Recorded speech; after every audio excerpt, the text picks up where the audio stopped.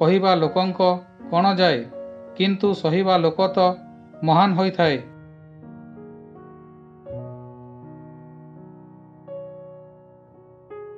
ଜୀବନର ସ୍ୱପ୍ନ ବି ଅଜବ ହୋଇଥାଏ।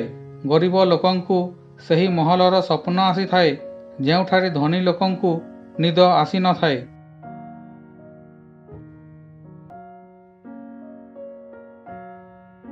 ନିଜର ଧନ ଉପରେ ଗର୍ବ କର ନାହିଁ, କାହିଁକି ନା ଥରେ ମାଟିକୁ ପଚାର, ତା ଭିତରେ କେତେ ରାଜା ମହାରାଜା ଶୋଇଛନ୍ତି।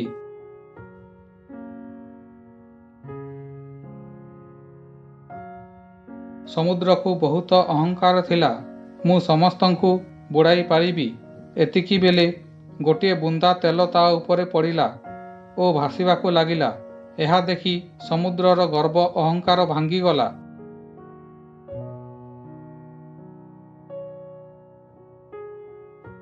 ଆପଣଙ୍କ ଭୁଲ କାମରେ ଯେଉଁମାନେ ଆପଣଙ୍କୁ ଉତ୍ସାହିତ କରିବେ, ସେହି ଲୋକମାନେ ଆପଣଙ୍କୁ ବର୍ବାଦ କରିଦେବେ।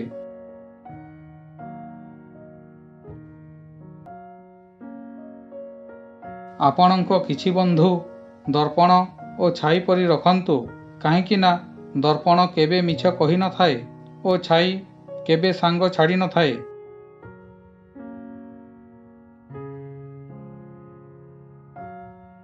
ସବୁଠାରୁ ଅଧିକ ସ୍ୱପ୍ନ ସେଇ କଥା ଭାଙ୍ଗିଥାଏ କି ଲୋକ କ'ଣ କହିବେ।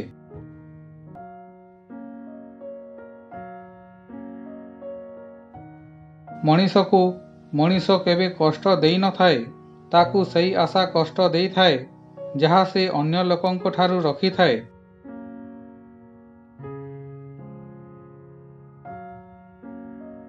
ଆଜିର ଭିଡ଼ିଓଟି କିପରି ଲାଗିଲା କମେଣ୍ଟ କରନ୍ତୁ।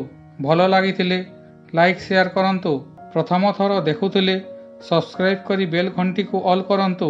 ପୁଣି ଦେଖା ହେବ ଆଉ ଏକ ଭିଡ଼ିଓ ସହିତ। ଧନ୍ୟବାଦ।